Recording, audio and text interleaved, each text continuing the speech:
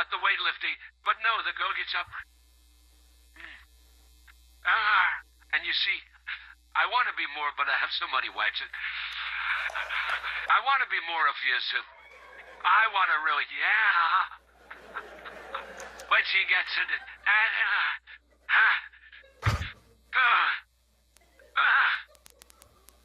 drops the thing, walks off the stage crying. Her mother's crying, her father's. Guy gets up. He said, "Have you lifted before, little boo?" And he walks up, he could have gone, ding, ding, stick. I think it was 112 pounds. Huh? It's crazy.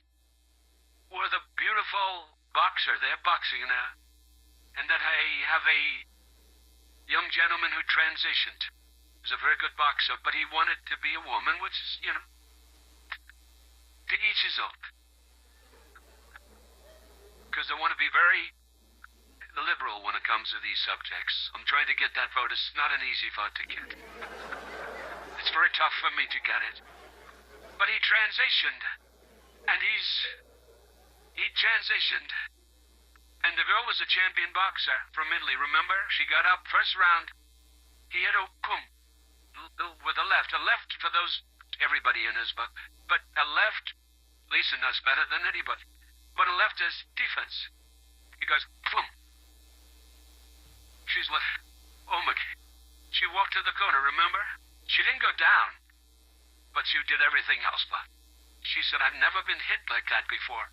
I don't want to go out again. You can do it. You can do it. Bang. She walked off. She said, he happened to win the gold medal, that young woman. He won the gold medal. There were two transition people. They both won gold medals. The whole thing is ridiculous. You have policy on your side. They don't have policy on your side. Right? You have policy. And I saw this guy fighting like hell. The swimming records is ridiculous when you look at the swimming, any records. It's crazy, and it's so demeaning to women. Women are the, and for a long time, they refused to talk about it. They were embarrassed to talk about it.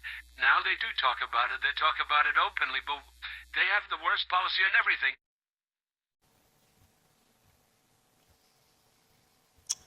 Well, thank you very much, Larry. It's great to be back in beautiful Davos, Switzerland, and to address so many respected business leaders, so many friends, few enemies.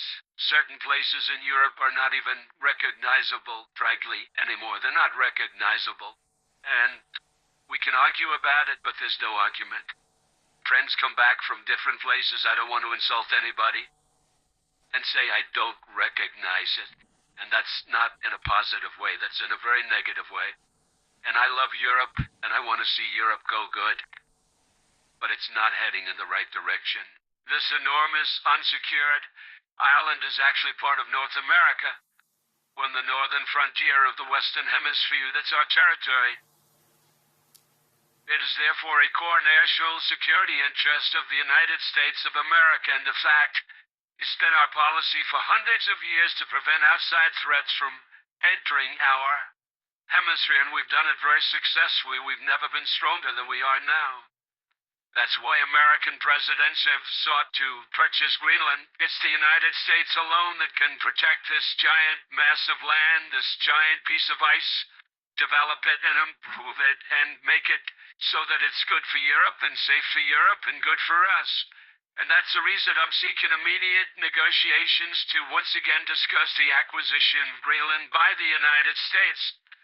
Just as we have acquired many other territories throughout our history, as many of the European nations have. They've acquired. There's nothing wrong with it. We probably won't get anything unless they decide to use excessive strength and force, where we would be, frankly, unstoppable. But I won't do that. Okay? Now everyone's saying, oh, good. That's probably the biggest statement I made, because people thought I would use force. I don't have to use force. I don't want to use force. I won't use force. But the problem with NATO is that we'll be there for them 100%. But I'm not sure that they'd be there for us if we gave them the call. Gentlemen, we are being attacked. We're under attack by such and such a nation. I know them all very well. I'm not sure that they'd be there. I know we'd be there for them. I don't know that they'd be there for us. We're building the Golden Dome. That's going to, just by its very nature, uh, going to be defending Canada. Canada gets a lot of freebies from us. By the way, they should be grateful also, but they're not. I watched your Prime Minister yesterday. He wasn't so grateful. But they should be grateful to us. Canada lives because of the United States. Remember that, Mark, the next time you make your statements.